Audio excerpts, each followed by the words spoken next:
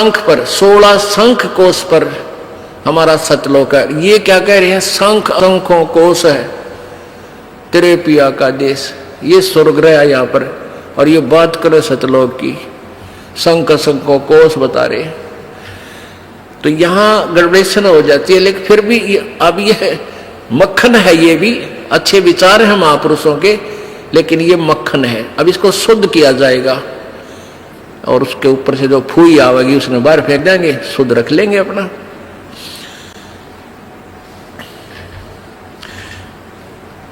बिन सतगुर ना पाइए घर अपने कीरा बिल्कुल के, और संता शरण लाग कह तू सुरत शब्द समा। अब ये राधा स्वामी पंथ में एक गाटा जोड़ रहे हैं, बस सुरत शब्द का अभ्यास कर ले, सुरत शब्द का अभ्यास कर ले। और कैसे 2.5 घंटे सामने बैठे, 2.5 घंटे सुबह नो आकड़ गए, इन ना तो सुरत का बेरा ना शब्द का बेरा। और कैसे सुरत शब्द अभ्यास होता है ये भी ना पता इनको। कहते झूठा ज्ञान ध्यान कहाँ लाओ, ये बात विदा चतुराई। थारा ज्ञान नहीं करने का, नहीं तुम कहाँ ध्यान लगाओगे। और परमेश्वर कबीर जी की वाणी है कि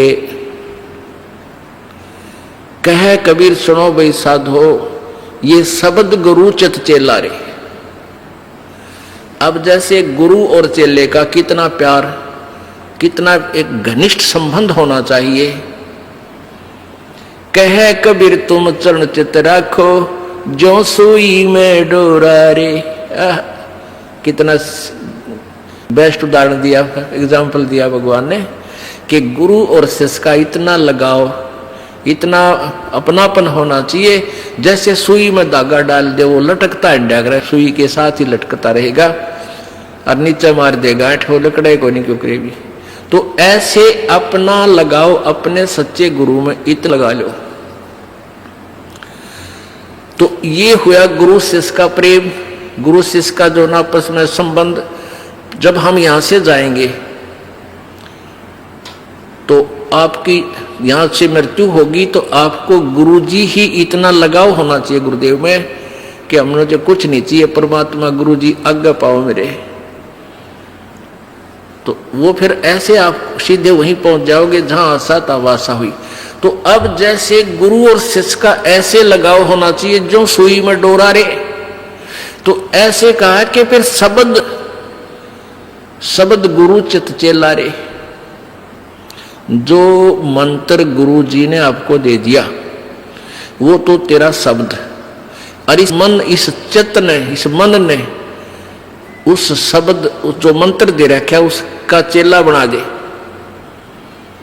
इस मन को उस मंत्र का, इस सुरत शब्द समावे।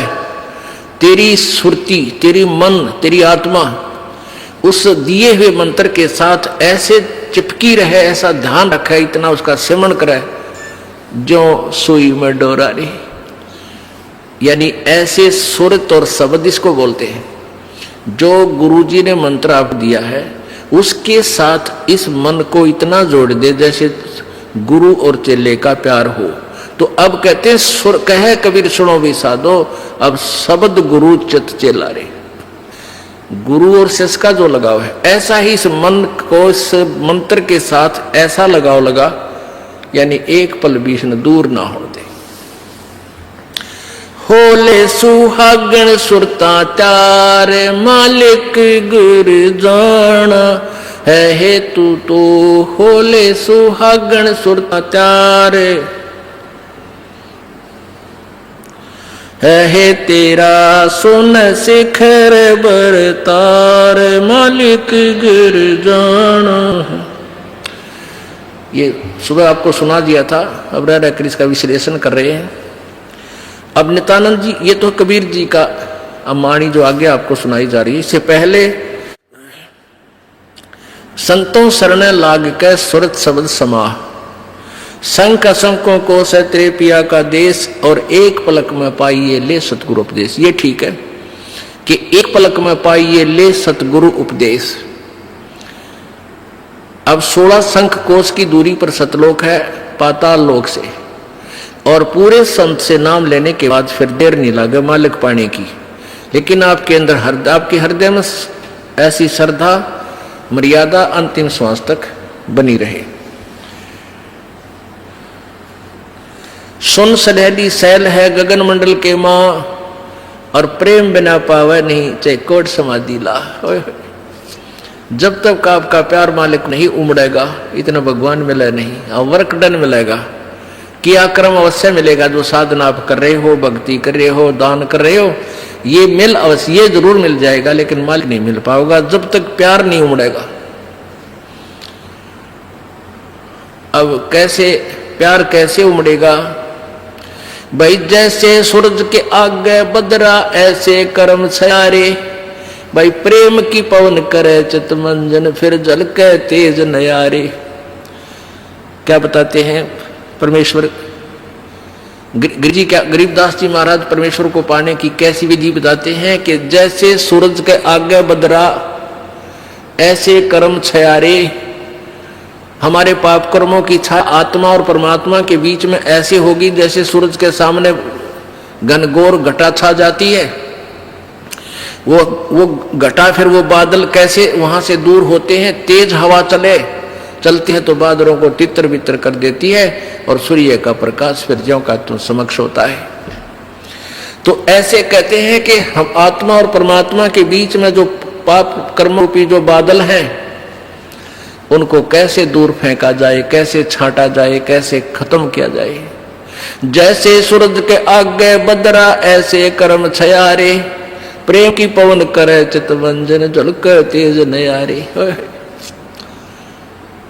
प्रेम की पवन, इन पाप कर्मों को काटने का, इनके हटने का क्या लक्षण होता है? आपको यहाँ बुलाया जाता है, ज्ञान सुनाया जाता है, आप जी को मंत्र दिए जाते हैं, आप जी को प्रेरित करके आपके हाथों से 2 पैसे दान करवाए जाते हैं, दंडवत प्रणाम कराई जाती है। इस सब का उद्देश्य है कि आपका हृदय इतना विनम्र हो कि परमात्मा की चर्चा चल की आंखों से आंसू की धारा बह जा, दरिया बह निकले, चर्चा चले एकांत में बैठ के, या कहीं चर्चा चले दाता की, रह कर आंखों में आंसू आने लग जाएंगे। जब मालिक की चर्चा चलेगी तो समझो आपके पाप कर्मों के बादल कटन लाएंगे। जैसे सूरज के आगे बदरा ऐसे कर्म छयारे। ये प्रेम की पवन करे चितमंजन, फिर झलक तेज नयारे। तो यहां नित्यानंद जी भी इसी का समर्थन कर रहे हैं। सुन सलहली गैल है गगन मंडल के माँ, बिना प्रेम पावे नहीं चाहे करोड़ समाधि ला। और जब तक मालिक में प्यार नहीं होगा, उसकी चर्चा सुनते ही आत्मा में ये झड़ नहीं लगेगा आंसुओं का, तो तब तक बात काची रह रही है आपकी। लेकिन होगा, अभ्यास बढ़ाओ, मालिक की भक्ति करो, ज्ञान सुनो, और अवश्य होगा। यही प्रोसीजर है। किसी के घने बादल हैं, किसी के थोड़े घने हुए भी इसी तरीके से हटेंगे, हवा चलती रहेगी, धीरे धीरे उनको इधर उधर कर दी।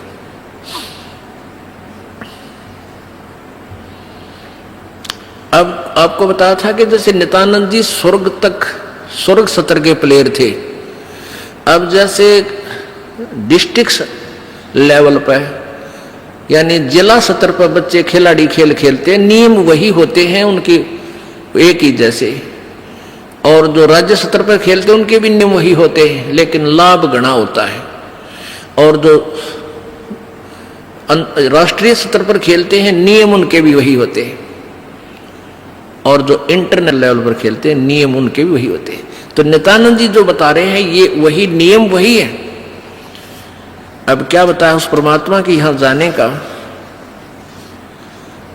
परमेश्वर क्या बताते हैं? होले सुहागण सुरता त्यार, तुझे माल्य के घर जाना है। अब सुहागण कौन है और पारी कौन है? जिन आत्माओं को पूर्ण परमात्मा संत से प्रभु का नाम नहीं मिला तो वो तो कंवारी है, और जिनको परमात्मा का नाम मिल गया उनकी सगाई होगी परमात्मा से। गुरु बिचौले ने उनकी सगाई करवा दी। अब जिनको परमात्मा का नाम मिल गया तो आपकी सगाई होगी उस मालिक से, पूर्ण परमात्मा से, और गुरु बिचौले ने आपका यू नाता जोड़ दिया। तो इसलिए कहा कि होले सुहागन सुरता त्यार। जो उपदेशी आत्माएं हैं वो सुहागन है, और जिन्हें नाम नहीं लिया है वो अभी कंवारी है। और जो सुहागन होगी, जिसकी सगाई हो जाएगी, तो वह इंतजार, वही आशा कर सकती है पिया के घर जाने की। कुंवारी का भी कोई ऊद सूद नहीं होती। लेकिन तरीका यही है पिया के घर जाने का, उनको भी सगाई करवानी पड़ेगी, नाम लेना पड़ेगा, गुरु बनाना पड़ेगा। तो उन सुहागन आत्माओं को, उपदेशी आत्माओं को परमात्मा कहते हैं होले सुहागन सुरता त्यार, तन माल्य के घर जाना है। अब तुझे वहां जाने का तेरा काम बन गया, यानी स्टार्ट हो गया ये प्रोसीजर। ब्याह भी होगा, सगाई हुई है तो ब्याह भी होगा, ब्याह होगा तो फिर सारा काम होगा, पति के घर भी जाएंगे। तो हम स्टार्ट कर चुके हैं, हमारा काम शुरू हो गया।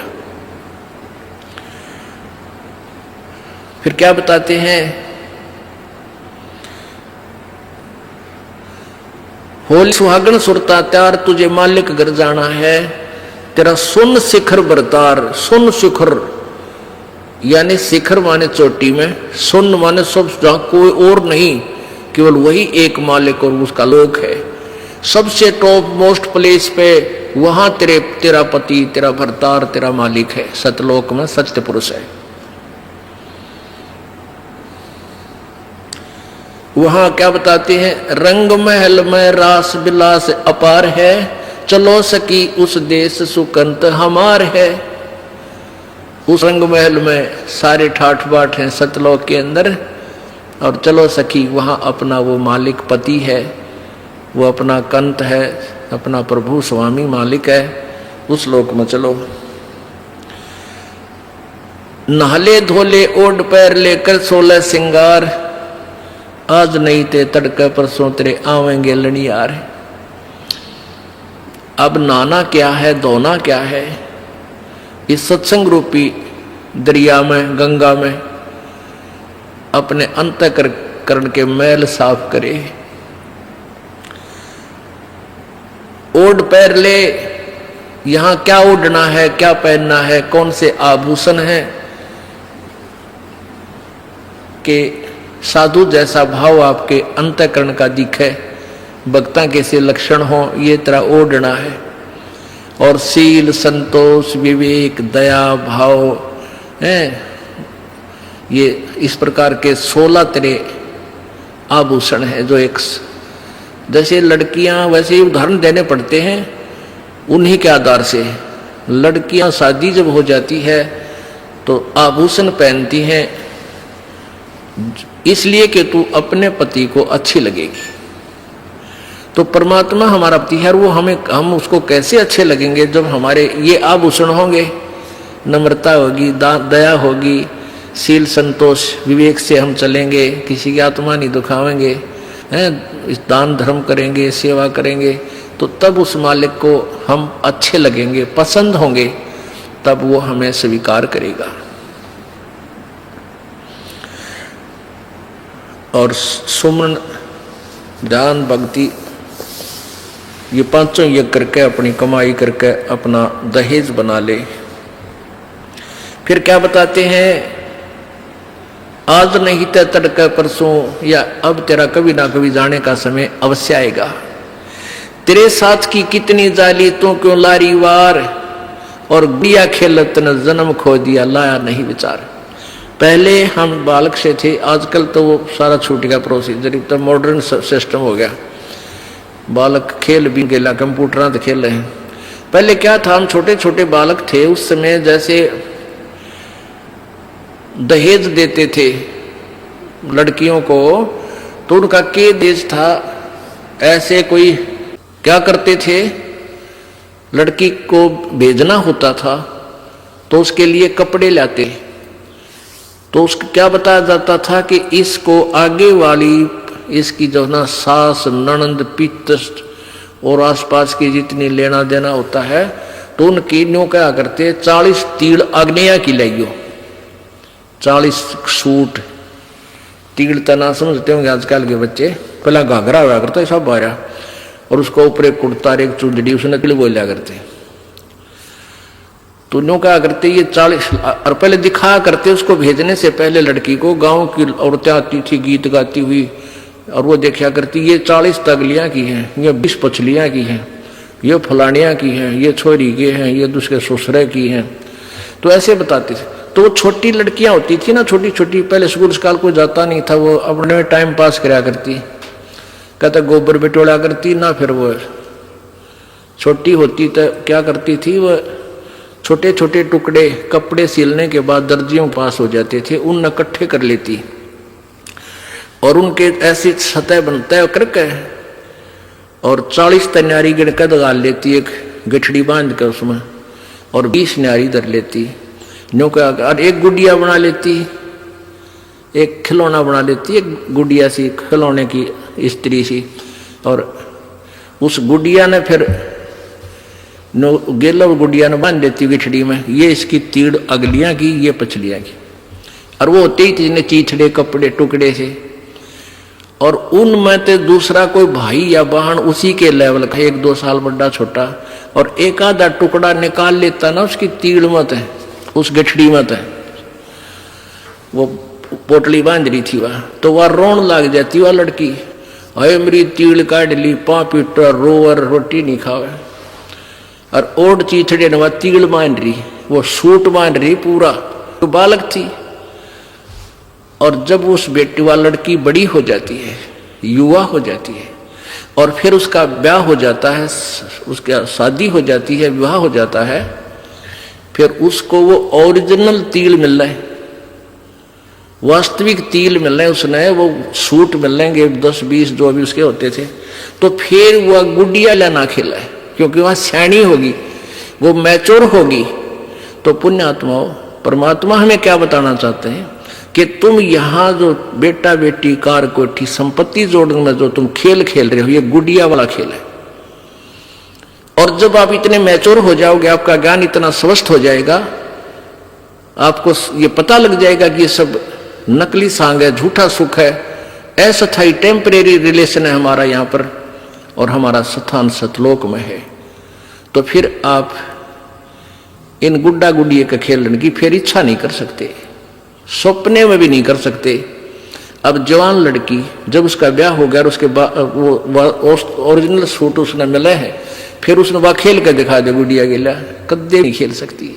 तो आपको जब ये रह रह कर ये ज्ञान इसलिए सुनाया जाता कि आपका इन गुड्डा गुड़िया के खेल से मन हट जा, आप इतने मैच्योर हो जाओ, आपको वास्तविकता का पता लग जावे।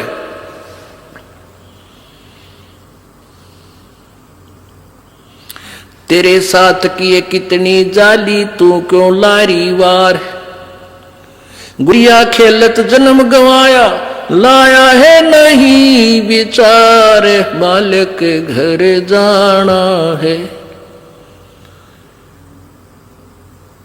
कितने ते गुड़िया खेल खेल जन्म खो दिया अपना सारा, ये कार कोठी बेटा बेटियां की जोड़ तोड़ में लगा रहा। अब उस सच्चाई से परिचित हो, फिर पुनः इन गुड़िया से नहीं खेलेंगे। अब तो चलो हैं, अब का जावे कहाँ, फिर भक्ति से ज्ञान से और कुछ ही समय दिनों में ऐसा समाधान आपका प्रभु कर देगा।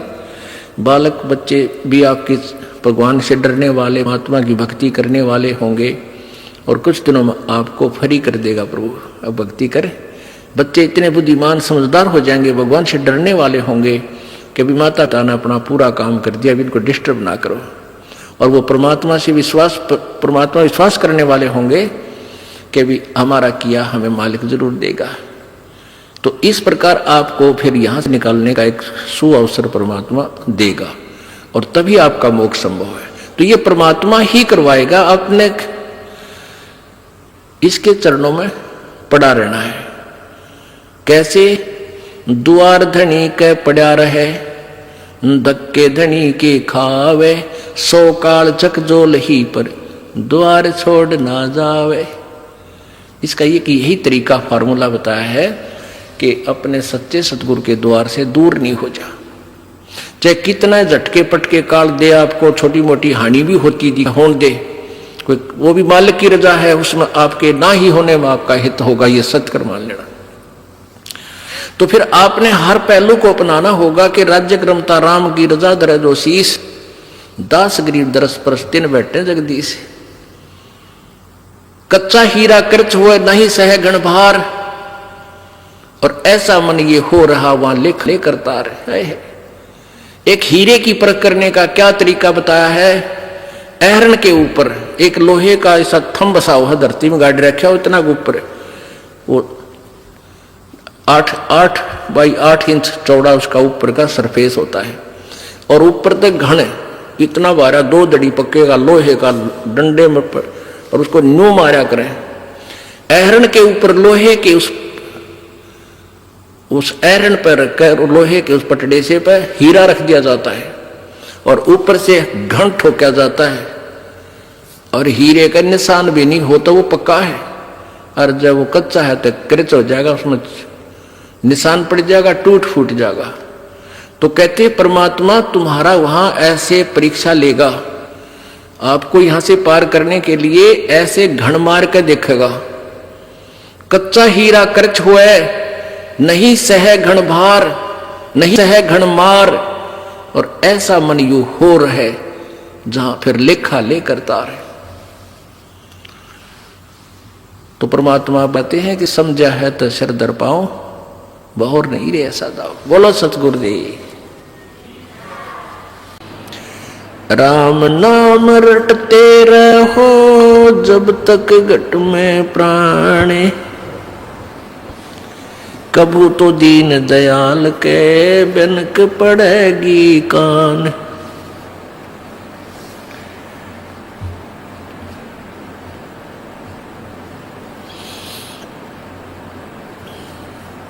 परम पिता परमात्मा पूर्ण ब्रह्म सर्व सृष्टि रचनहार कुल मालिक कबीर देव कबीर साहब कबीर अल्लाह, अल्लाहु अकबर, ये वही परमात्मा है जो बनारस में काशी में भारतवर्ष की पवित्र भूमि पर 120 वर्ष तक रह करके अपने तत्व ज्ञान का प्रचार किया, और एक जुलाहे की भूमिका की, और साथ में वो परमात्मा पूर्ण ब्रह्म है, और एक तत्वदर्शी संत का रोल भी किया। यथार्थ ज्ञान का प्रचार करने के लिए वो परमेश्वर सतलोक से चल कर आते हैं अपने निज स्थान तक। वो परमात्मा हमें याद दिलाते हैं कि तुम यहां के रहने वाले नहीं हो, और तुम भूल चुके हो अपने निज स्थान को, जहां तुम रहते थे वहां तुम बहुत सुखी थे, या कोई सुख नाम की वस्तु तुम्हें नहीं है। प्रत्येक प्राणी सुख की खोज में लगा हुआ है। कोई तो जिसके संतान नहीं है वो सोचता है कि मेरा संतान हो जाए मैं सुखी हो जाऊंगा। जो निर्धन है वो सोचता है मैं धनवान हो जाऊं मैं सुखी हो जाऊंगा। कोई व्यक्ति है जिसके पास थोड़ा बहुत धन है वो सोचता है कि मैं कोई एमएलए मंत्री बन जाऊं मेरी मौज हो जाएगी। एमएलए मंत्री बनने के बाद उसकी नीयत बन जाती है कि मुख्यमंत्री बन जाऊं, शायद मेरे ठाठ हो जाएंगे, मौज हो जाएगी, सुख होगा। वहां भी उसको सुख नहीं। फिर उसकी नीयत बनती है कि प्रधानमंत्री बनूं, शायद तब मेरी मौज होगी। लेकिन यह सुख नाम की चीज किसी को नहीं है। प्रत्येक प्राणी पीड़ित है। ऊपर से हमें ऐसा लगता है जैसे ये सुखी है, लेकिन अंदर से उसको घुन की तरह टेंशन खा रही होती है।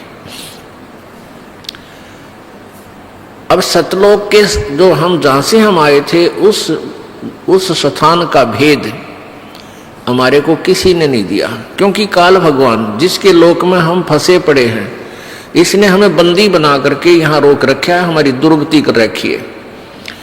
अब जिस लोक के हम रहने वाले हैं उस देश का वो मालिक आता है, हमारा पिता आता है, जो हम गलती से इस काल के जाल में फंसे हुए उनको समझाता है कि ये तुम्हारा मूल ठिकाना नहीं है।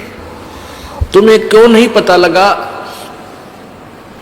पीछे गए ना आगे गए ना बावड़े, रहते भी सब जहां, बिन साहिब की बंदगी कहीं ठोर ठिकाना ना। परमात्मा कहते हैं भाई पहले जो चले गए तुम्हें छोड़कर, वो काल ने भ्रमित कर दिए, कहीं के कहीं पटक दिए ठाकर, वो तो वापस आए नहीं। यूं बताने के लिए आगे बहुत बुरी दुर्गति है, और जो रह रहे हैं शेष ये भी चले जाएंगे, ये भी मर जाएंगे। साथी हमारे चले गए हम भी चालन हारे, कोई कागज में बाकी रह रही तात लगी है वार।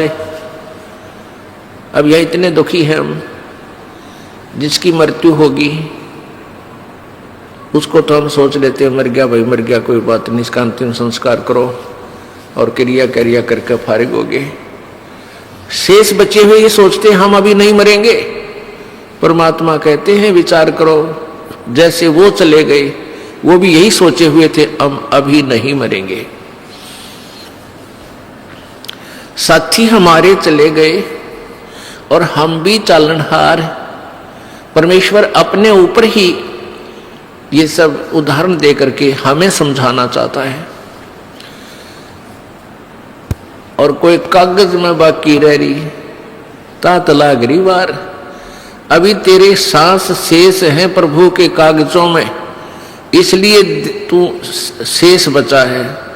जिस दिन वो कागज पूरे हो जाएंगे, 1 सेकंड ना घर वाले रखें और तो रखेगा कौन। तो क्या बताते हैं कि आगे गए ना बावड़े, बावड़े माने वापस नहीं आए, और रहते भी सब जहां, और बिन परमेश्वर की बंदगी की तो ठोर ठिकाना ना। आज आपने अपना घर, अपना देश, अपने बच्चे अपना ठिकाना मान रखा है कि हम यहां रहते हैं, ये हमारा ठिकाना है, और कल मृत्यु हो जाती है। कहां गए? पुण्यकर्मी स्वर्ग में, पाप किए हैं फिर स्वर्ग में जब पुण्य समाप्त हो जाएंगे फिर नरक में, और जब नरक वो पाप नरक के जितने भोगने हैं वो भोग पूरे हो जाएंगे, समाप्त हो जाएंगे, फिर पृथ्वी पर गधे की योनि में, गधे की योनि का संस्कार पूरा हुआ, फिर कुत्ते की योनि में, कुत्ते का पूरा हुआ, फिर दूसरे की योनि में। कितना ठोर ठिकाना ना स्वर्ग में ठोर ठिकाना, ना नरक में ठोर ठिकाना, ना मनुष्य जीवन में ठोर ठिकाना, ना देवता रूप में तेरा ठोर ठिकाना, क्योंकि यहां तो जन्म और मृत्यु का अटल विधान है। एक ऐसा स्थान है जहां जाने के बाद फिर मृत्यु नहीं होती, वहां कोई दुख नहीं, वहां बुढ़ापा नहीं और मृत्यु नहीं। ये दो दुश्मन है इस प्राणी के। एक तो वृद्धावस्था, सबसे भयंकर दुख है वृद्धावस्था। अब कोई रोग हो गया, उसका ट्रीटमेंट हो जा, इलाज है। इस वृद्धावस्था का कोई इलाज नहीं, इसका इलाज है लेकिन ये प्रोसीजर लंबा है। परमात्मा के चरणों में आवे, पूर्ण ब्रह्म की साधना करे, परम संत से लेकर आखिरी सांस तक सच्चे दिल तो भक्ति करे, तो बुढ़ापे में आने वाली आपदाएं बहुत हल्की हो जाएंगी, बहुत फर्क पड़ जाएगा। लेकिन रहेगी वृद्धावस्था, उठा जा ना बैठा जा, पर इतना फर्क हो जाएगा, चीस भड़क कम हो जाएगी, इतना राहत आपको अवश्य देगा। परमात्मा की भक्ति से राहत मिलेगी। और न मृत्यु का विकल्प यहाँ पर एक ऐसा स्थान है सतलोक, जहां हम रहा करते थे, वह न मृत्यु होती थी न वृद्धावस्था होती थी। ओए होए, हम उस सुख सतल को छोड़कर इस काल के लोक में दुख सतल पर आ गए। इस काल भगवान ने हमें इतना भ्रमित कर दिया, मिसगाइड कर दिया कि हम अपने मूल ठिकाने को इतना भूल गए, अब विश्वास भी नहीं होता कि भगवान खुद आके बताएंगे कि और स्थान है यहाँ, इनसे आगे, तो मन मानने को तैयार नहीं होता। काल यही चाहता है कि ये भूल जाओ उस भगवान को, कहीं ये यहां से निकल ना जावे, क्योंकि काल भगवान जो यहाँ का मालिक है, ब्रह्म, जिसको ज्योति निरंजन भी कहते हैं, उसको श्राप लगा हुआ है। 1 लाख मानव शरीरधारी प्राणियों का नित्य आहार करता है, इसलिए उसने ये अपनी अपने खाने के लिए अपने तीनों पुत्रों से, रजगुण ब्रह्मा से, सतगुण विष्णु से, तमगुण शिव जी से, इनसे यहां व्यवस्थित किया हुआ है, अपना यू बाग लगा रखा है। रजगुण ब्रह्मा के प्रभाव से सभी प्राणी संतान उत्पत्ति करते हैं, विवत्सय बाई फोर्स करवाता है। और सतगुण विष्णु जी के प्रभाव से एक दूसरे में मोह ममता इतनी जकड़ दी जाती है, जीव के बस का नहीं। और तमगुण शिव जी हमारा संहार कर देता है। तो ये काल भगवान नहीं चाहता कि कोई प्राणी परमात्मा के बारे में जान सके, भ्रमित ज्ञान करवाता है, अपने दूत संत भेज के उल्टा ज्ञान की कथा सुनवाता है, पूरे समाज को शास्त्र विरुद्ध ज्ञान से रंगवा देता है। परमेश्वर स्वयं आते हैं और अपने तत्व ज्ञान का वो प्रचार स्वयं ही करते हैं, अपनी महिमा आप बताते हैं, अपने सतलोक के विषय में जानकारी देते हैं।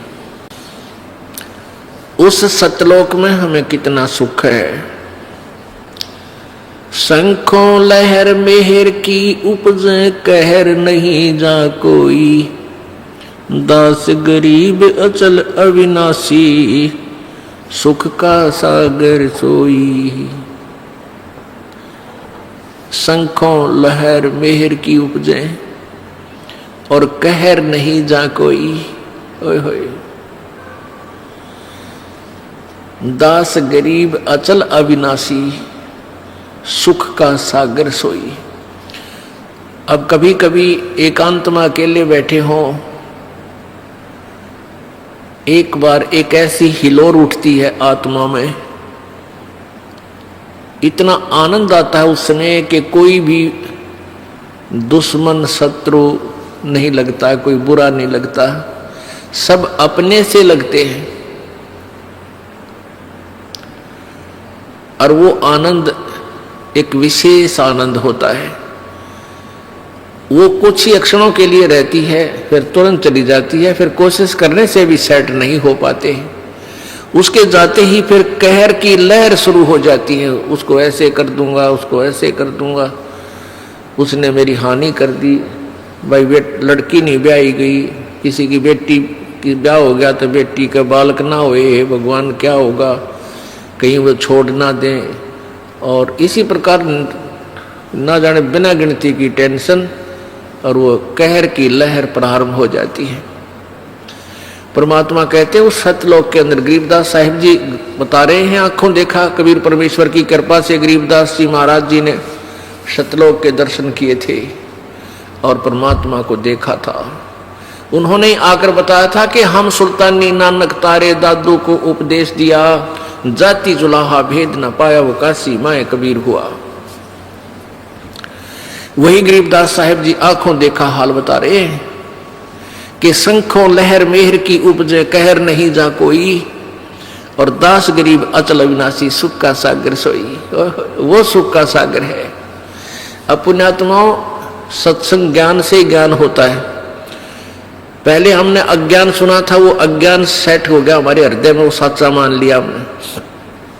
अब इस तत्व ज्ञान को सुनोगे रह रहकर, ये भी आपको कुछ दिनों में सेट हो जाएगा और ये सत्य है, ये सत्य ही सत्य महसूस होगा। पहले असत्य को हम सत्य मान बैठे थे, तो इस ज्ञान से ही आपको ये ज्ञान होगा। अब मृत्यु तो एक दिन होनी है और इसका कोई फिक्स भी कोई नहीं, अंदाजा ला रखा हमने कि भाई 100 वर्ष तक आदमी व्यक्ति मानव शरीर रह सकता है, लेकिन ये 60-70 वर्ष के बाद तक ये शरीर भी जान का झाड़ हो जाएगा। वो जीवो चाहे ना जीवो 70 साल बाद चलो, वो तो ठीक है, लालच छूटा को ना, मरा जाता को नहीं, जीव प्यारा सब न लगे है, चाहे 100 वर्ष का भी हो गया, नहीं सोचा और जी जाऊं। तो ऐसी भावना क्यों है हमारे अंदर? क्योंकि हम ऐसे लोक में रहा करते थे, वहां मृत्यु नहीं होती थी और वो आत्मा को आज भी खटक रही है, भाई मरना नहीं चाहिए। हम सतलोक में रहते थे, वह मृत्यु नहीं होती थी।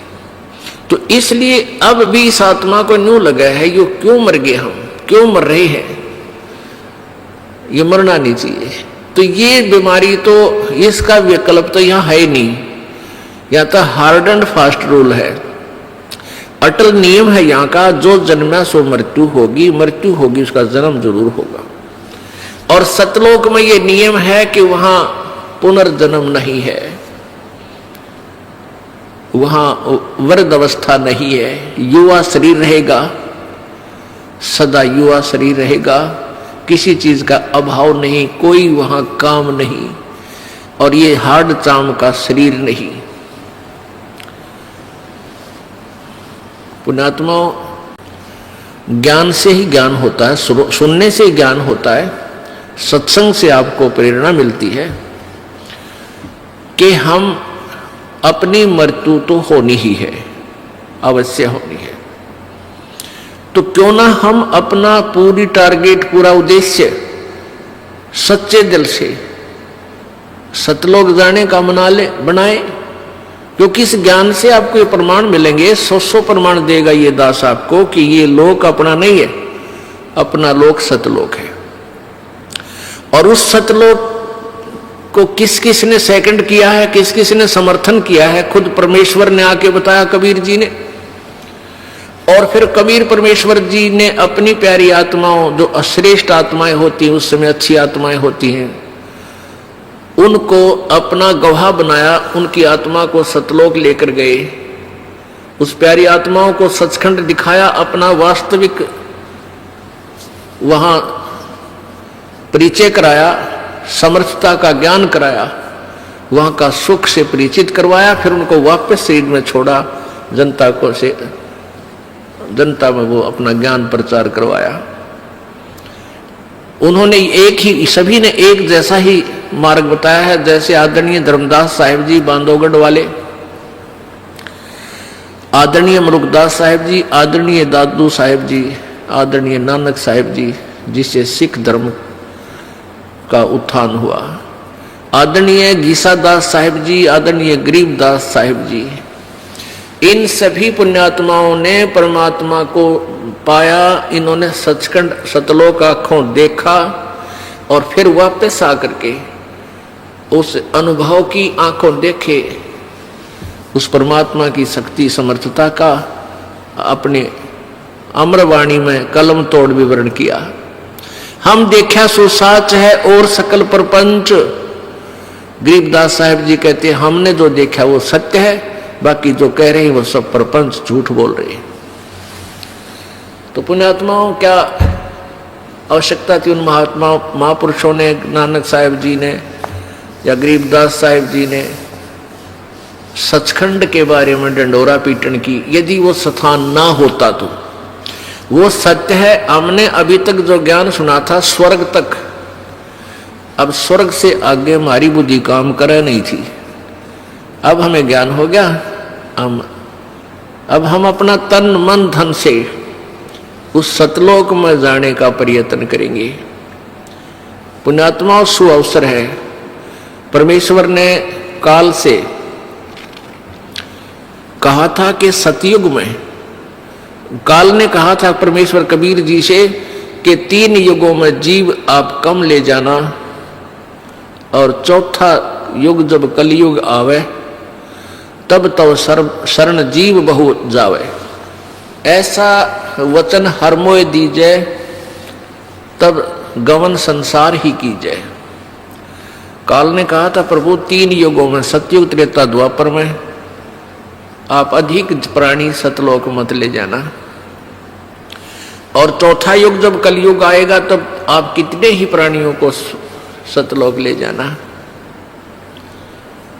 तो परमात्मा ने कहा ठीक है तथास्तु।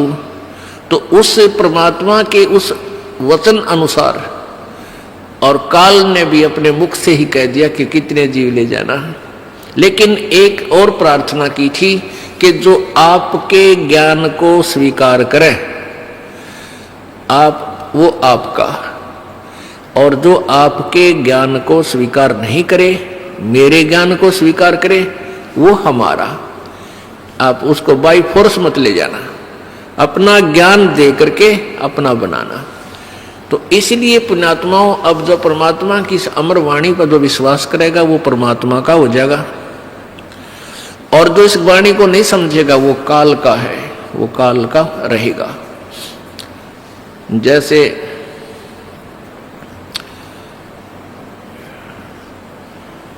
ये कोयल होती है, कोयल ये अपना अलग घोंसला बना के अपने अंडे उत्पन्न नहीं करती, क्योंकि ये कौवे जो होते हैं कोयल के अंडों को खा जाते हैं। वो क्या बुद्धिमत्ता करती है कि मादा कौवी जो होती है, मादा कौवा कौवी, वो जहां भी उसने अंडे उत्पन्न कर रखे होते हैं घोंसले में, जब वो कहीं इधर उधर चुग्गा चुगने जाती है, आहार के लिए बाहर जाती है, तो मादा कोयल तुरंत वहां जाकर के अंडे उत्पन्न कर देती है। 2 उस कौवी के होते हैं, कौवे के अंडे होते हैं, और 2 कोयल के।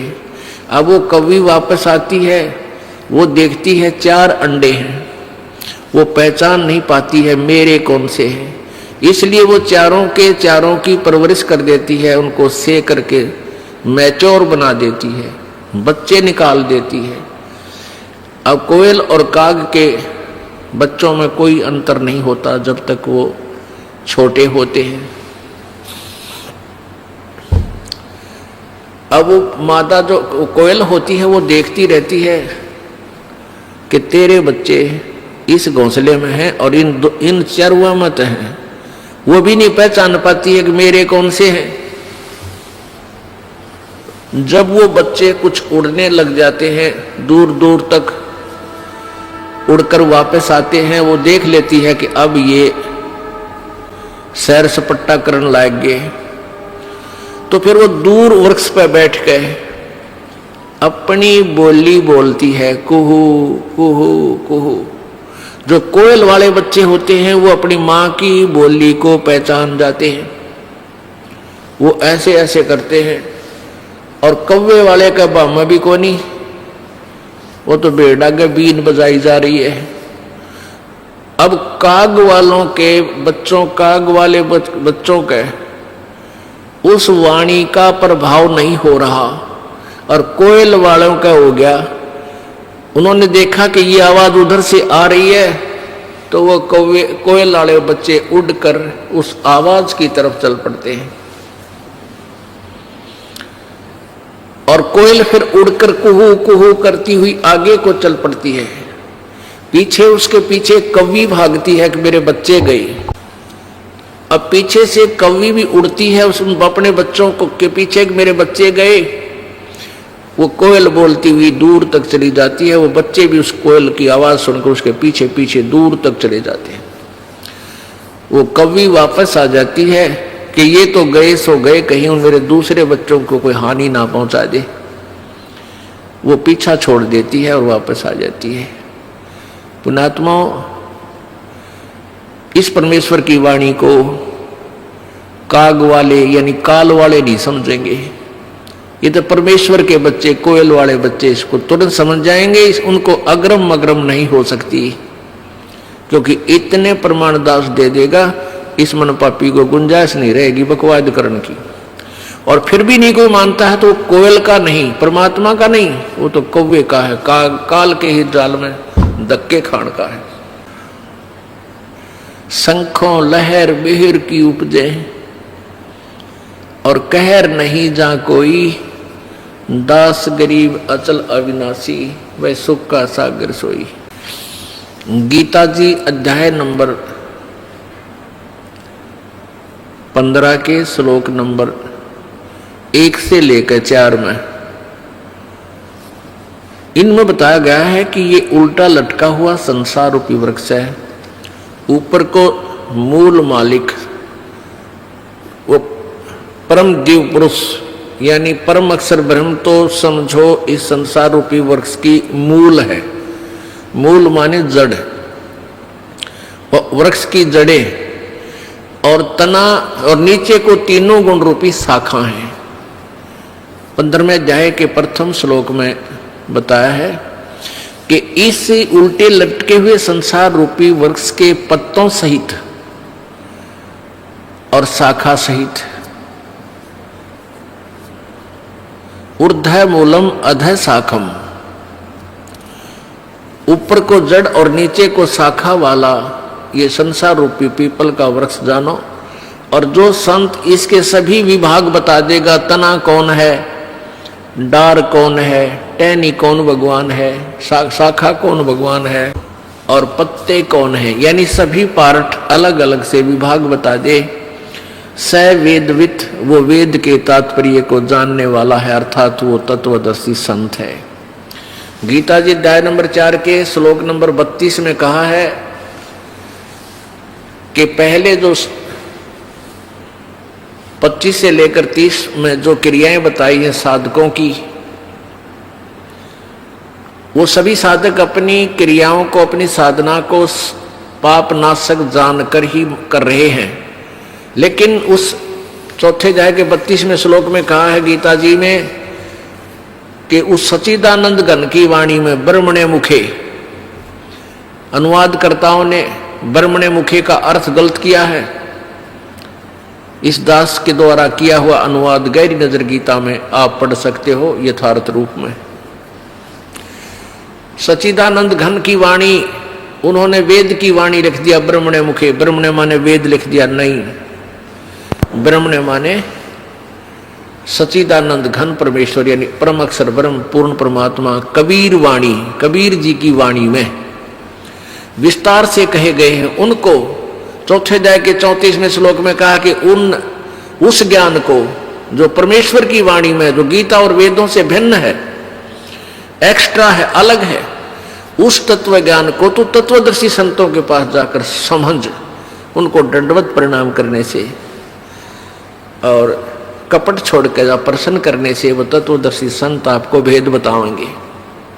वो तत्वदर्शी संत कैसा होगा उसकी पहचान बताई है 15वें अध्याय के प्रथम श्लोक में, कि जो इस उल्टे लटके हुए संसार रूपी वृक्ष के सभी पार्ट बता दे न्यारे न्यारे।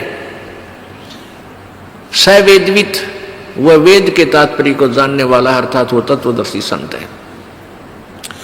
वो तत्वदर्शी संत की भूमिका परमेश्वर ने स्वयं ही की है। आप आरती, आप साजे, आप किंगर, आप बाजे, आप ताल, झांझ झनकारा, आप नचे, आप देखनारा। कह कबीर ऐसी आरती गाऊं, आप मध्य आप सुनाऊं। वो परमात्मा ने स्वयं ही रोल किया है, स्वयं एक दास का रोल किया है। एक गरीब व्यक्ति बनकर राम रटत दारिद्र भलो, टूटी घर की छान, वो सुंदर महल किस काम के जहां भक्ति नहीं भगवान। तो परमात्मा ने गरीब से गरीब, पुअर, निर्धन की भूमिका की कि कहीं कोई किसी का वहम रह जावे कि भाई परमात्मा प्राप्ति तो धनी लोग ही कर सकते हैं, क्योंकि वो भंडारे भी कर सकते हैं, वो धर्मशाला भी बनवा सकते हैं। पुण्यात्मा, धनी और निर्धन सभी परमात्मा पा सकते हैं, लेकिन संत पूरा हो, उनकी नीयत साबित हो, श्रद्धा पूरी हो, आजीवन मर्यादा में रहे, दोनों पार होंगे। तो परमात्मा ने आप पे आके बताया अपना सारा ज्ञान। स्वयं एक गरीब बनकर कहा कि देखो मैं कितना गरीब हूं, और जुलाहा जाति में, क्योंकि जब परमेश्वर आए ये छुआछूत की आग घनी लगी हुई थी, चरम सीमा प्रति छुआछूत। इन शूद्र वर्ण के व्यक्तियों से ये ब्राह्मण लोग विशेषकर 10 कदम दूर रहा करते थे और कहते थे ये भक्ति के योग्य नहीं है। परमात्मा ने यही हमारी भ्रमणा तोड़ी थी कि परमात्मा की दृष्टि में सभी आत्मा एक हैं। ये वर्ण और जाति और धर्म तुम बना बैठे भगवान के दरबार में, ना वर्ण है, ना जाति है, ना कोई धर्म है।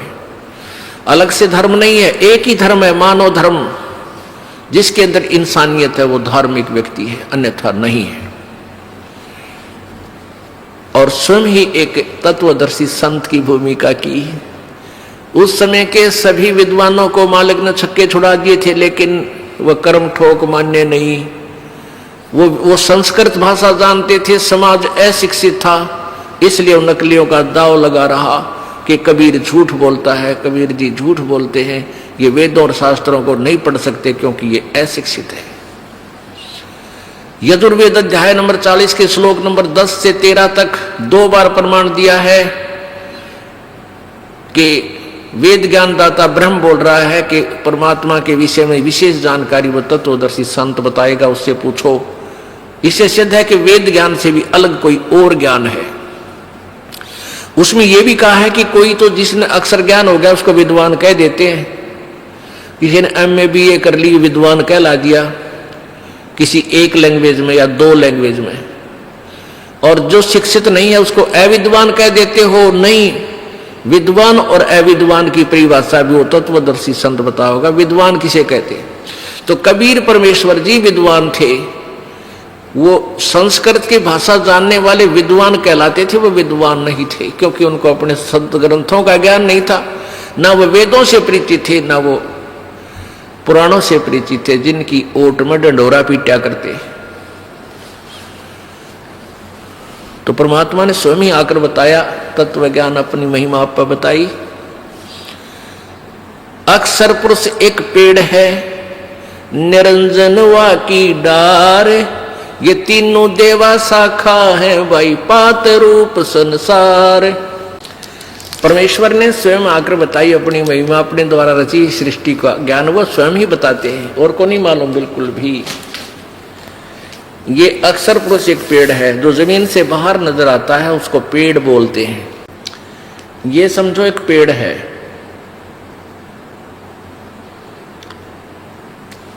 जमीन से बाहर जो नजर आता है, दृष्टिगोचर हो रहा है, उसको पेड़ बोलते हैं। तो ये एक पेड़ है। परमात्मा ने क्या बताया है कि अक्षर पुरुष, ये अक्षर पुरुष तना जो है, ये तो तना है, और निरंजन ये ब्रह्म है, ज्योति निरंजन काल, ये अक्षर पुरुष, सरब्रह्म, सरपुरुष या काल ब्रह्म, इसी को कहते हैं। अक्षर पुरुष एक पेड़ है, निरंजन ज्योति निरंजन भी इस ब्रह्म को बोलते हैं। निरंजन वाकी डार, और तीनों देवा शाखा है, भाई पात रूप संसार। अब क्या बता रहे हैं? परमात्मा ने पूरा विभाग बता दिया, और फिर ये जड़ जो बाहर गुप्त है, प्रोक्ष है, जो भगवान, ये जड़ कौन है? ये पूर्ण ब्रह्म परमेश्वर परम अक्षर ब्रह्म है। अब दूसरे शब्दों में हम इसको ऐसे कह सकते हैं, ये पूर्ण ब्रह्म कबीर साहिब है, परम अक्षर ब्रह्म यही कहलाता है। ये संसार रूपी वृक्ष की मूल है, जड़ है। अब इस जड़ से खुराक चलती है, तना में आती है, तना से डार में, डार से टहनियों में, शाखाओं में, शाखाओं से फिर पत्तों में। हम यहाँ पत्पात रूप संसार। अपनात्मा, ये तत्वदर्शी संत की भूमिका, तत्वदर्शी संत की पहचान बता दी। परमेश्वर यानी गीता बता रही है, गीता जी में ये विवरण है कि तत्वदर्शी संत वो होगा, 15वें अध्याय के प्रथम श्लोक में गीता जी में, जो उल्टे लटके हुए संसार रूपी वृक्ष के पूरे विभागों सहित बता देगा,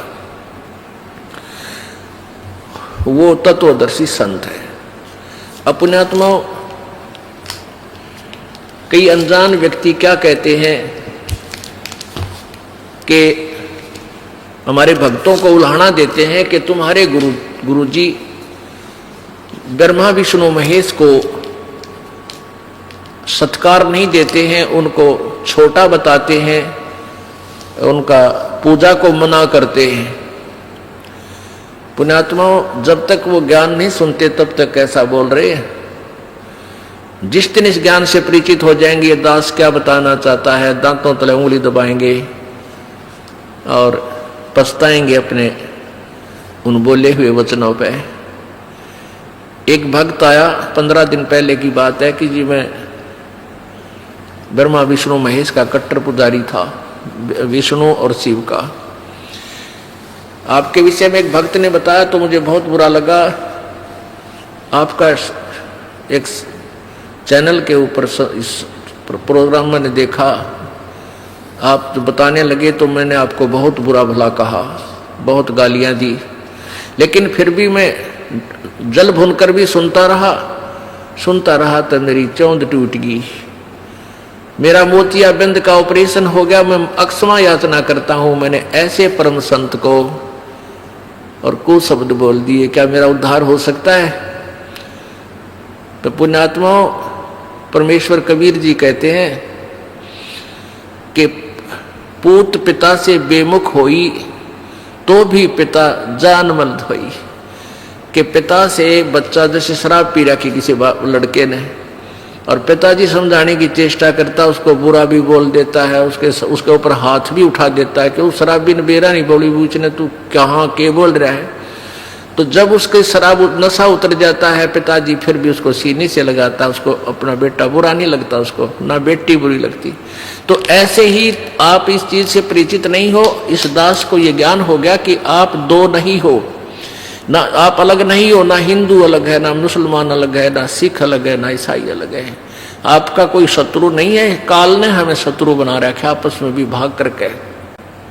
ये यही चाहता है कि डिवाइड एंड रूल, इनकी आपस में दुर्गति होती रहे, ये भगवान से भूल जाएं और उस अज्ञान आधार पर एक दूसरे के साथ लट्ठम लट्ठा रहे। लेकिन परमात्मा का ज्ञान ये सब अंधेरा हटा देगा और फिर हम पहचानेंगे हम कौन है, कहां से आए। बहुत आंखों में पानी आ गया उस बच्चे के, युवा लड़का था, 25-26 वर्ष का, 30 का होगा, और कहे जी क्या मेरी सचमुच अक्षमा होगी, माँ बेटा हो गया। अब